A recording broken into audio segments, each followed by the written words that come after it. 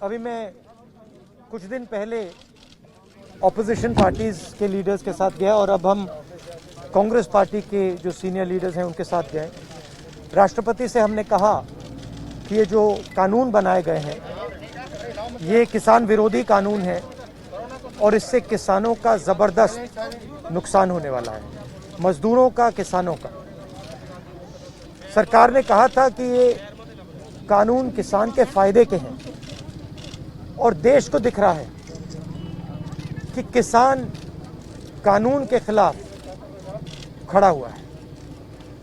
और मैं प्रधानमंत्री जी से कहना चाहता हूं कि ये किसान हटेगा नहीं। प्रधानमंत्री को ये नहीं सोचना चाहिए कि किसान और मजदूर घर चले जाएंगे, नहीं जाएंगे।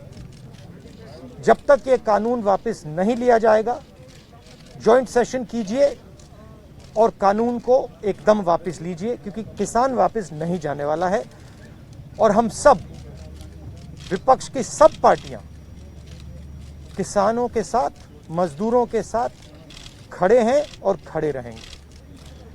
जिस प्रकार से ये कानून पास किया गया वो भी बिल्कुल गलत था।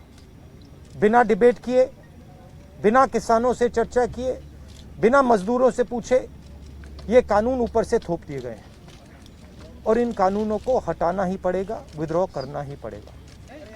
हम 3 लोग राष्ट्रपति के पास गए हैं, बट हम करोड़ों सिग्नेचर्स लेके गए हैं। हम किसान की आवाज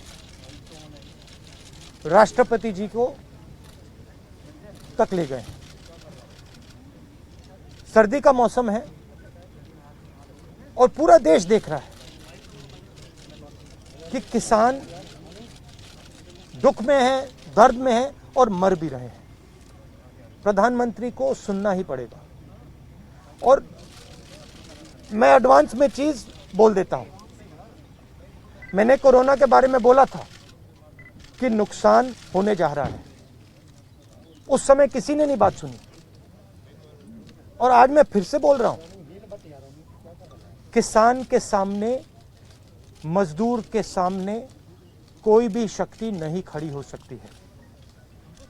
अगर प्रधानमंत्री जी ने कानून वापस नहीं लिए, सिर्फ बीजेपी को नहीं, सिर्फ आरएसएस को नहीं, देश को नुकसान होने जा रहा है। राहुल जी, बार-बार बीजेपी की तरफ से कहा जा रहा है कि जो किसान बैठे हैं ये नक्सल हैं, खालिस्तानी हैं, विपक्ष इन्हें बरगला रहा है, इस तरह के आरोप लग रहे हैं।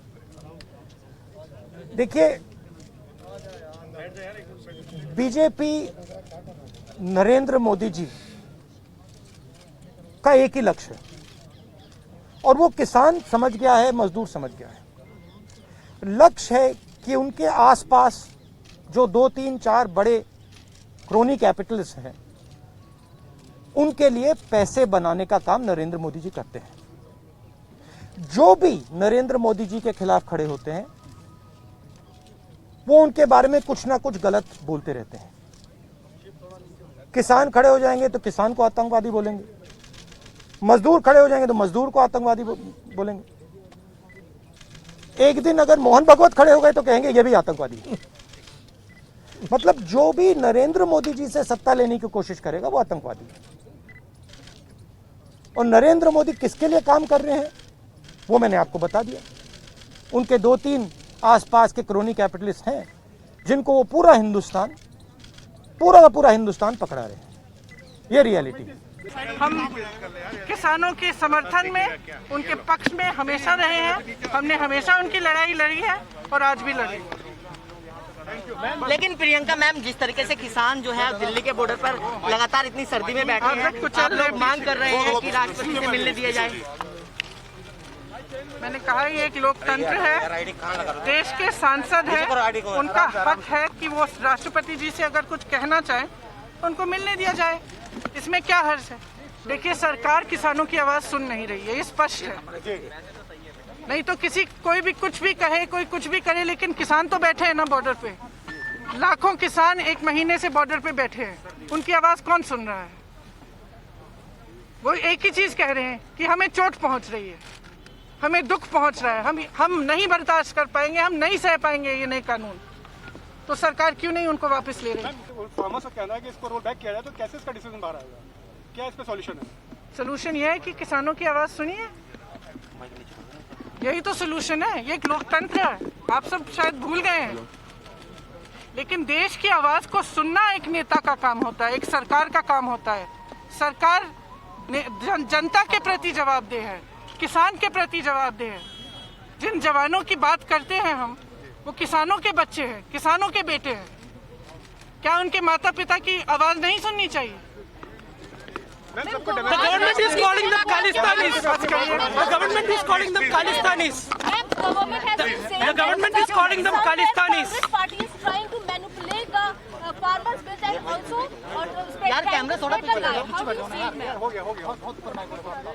सॉरी, मैम, कहीं ना कहीं भारत सरकार ये कह रही है, नरेंद्र मोदी जी ने भी ये कहा कि कांग्रेस पार्टी कहीं ना कहीं झूठ फैला रही है, किसानों को भटका रही है। कैसे देखते हैं? मैंने पहले भी कहा, किसानों में बहुत विवेक है, बहुत ही समझदार हैं।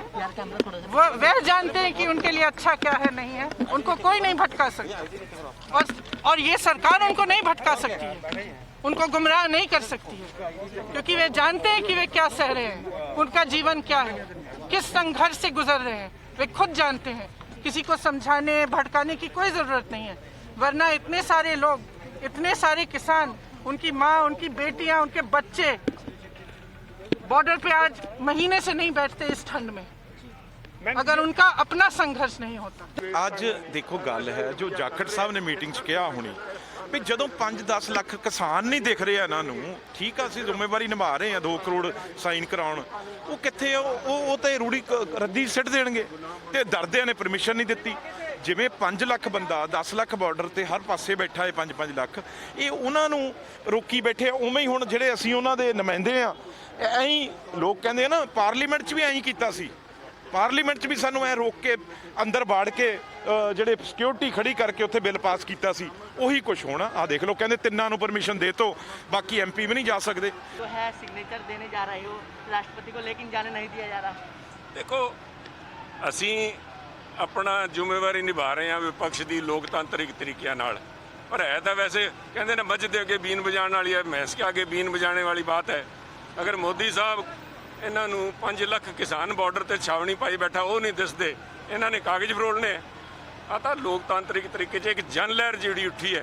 ਇਕੱਲੇ ਪੰਜਾਬ ਦੀ ਜ਼ਿੰਮੇਵਾਰੀ ਨਹੀਂ, ਸਾਰੇ ਹਿੰਦੁਸਤਾਨ ਦੀ ਜ਼ਿੰਮੇਵਾਰੀ ਹੈ। ਜੇ ਰੋਟੀਆਂ ਖਾਣੀਆਂ ਆਪਣੀ ਕਣਕ ਨਾਲ, ਜੇ ਅਮਰੀਕਾ ਤੋਂ ਨਹੀਂ ਮੰਗਵਾ ਕੇ ਖਾਣੀਆਂ ਜਾਂ ਗੋਲੀਆਂ ਨਹੀਂ ਖਾਣੀਆਂ, ਤਾਂ ਕਿਸਾਨਾਂ ਦਾ ਸਾਥ ਦੇਵੇ ਹਿੰਦੁਸਤਾਨ। ਆ ਤਾਨਾਸ਼ਾਹੀ ਰਵੱਈਆ ਜਿਹੜਾ ਮੋਦੀ ਸਰਕਾਰ ਦਾ, ਪ੍ਰਿੰਸੀਪਲ ਅਪੋਜੀਸ਼ਨ ਪਾਰਟੀ ਨੂੰ ਰਾਸ਼ਟਰਪਤੀ ਕੋਲ ਨਹੀਂ ਜਾਣ ਦਿੰਦੇ, ਫਿਰ ਮੈਂ ਸਮਝਦਾ ਲੋਕਤੰਤਰ ਰਹਿ ਕਿੱਥੇ ਗਿਆ। ਪੰਜਾਬ ਦੇ MP ਸਾਹਿਬਾਨ ਅੱਜ 15 ਦਿਨ ਹੋ ਗਏ ਉੱਥੇ ਠੰਡ ਦੇ ਵਿੱਚ ਬਾਹਰ ਬੈਠੇ ਹੈ ਫੁੱਟਪਾਥ ਦੇ ਉੱਤੇ, ਇਹਨਾਂ ਦੀ ਕੋਈ ਸੁਰਰਾਗ ਲੈਣ ਵਾਲਾ ਨਹੀਂ। 5 ਲੱਖ ਕਿਸਾਨ ਬੈਠੇ ਹੈ, ਅੱਜ ਉਹਨਾਂ ਨੂੰ 25 ਦਿਨ ਦੇ ਕਰੀਬ ਉੱਥੇ ਹੋ ਗਏ, ਉਹਨਾਂ ਨੂੰ ਕੋਈ ਪੁੱਛਣ ਵਾਲਾ ਨਹੀਂ। ਕਦੇ ਇਹਨਾਂ ਨੂੰ ਨੋਟੰਕੀ ਕਹਿ ਦਿੰਦੇ ਆ, ਕਦੇ ਡਰਾਮਾ ਕਹਿ ਦਿੰਦੇ ਆ, ਕਦੇ आतंकवादी कह देंगे। इन्हां गल्लां तो परहेज करन। देखिए, बड़ा दुर्भाग्य की बात है कि हमें जाने से रोका जा रहा है। धारा 144 की बात बता दी गई है कि धारा 144 लगा दी गई। अब धारा 144, आपने बंगाल में देखा होगा, वहाँ रैलियाँ हो रही हैं, रोड शो हो रहे हैं, वहाँ धारा 144 नहीं। मगर अगर सांसद, लोकसभा का सत्र कैंसिल हो गया, राज्यसभा का सत्र कैंसिल हो गया, ना तो संसद का सत्र चल रहा है, और सांसद अपनी बात रखने के लिए अगर जाएँ, राष्ट्रपति के पास जाना चाहें, तो उनको धारा 144 की बात कह के उनको रोका जा रहा है।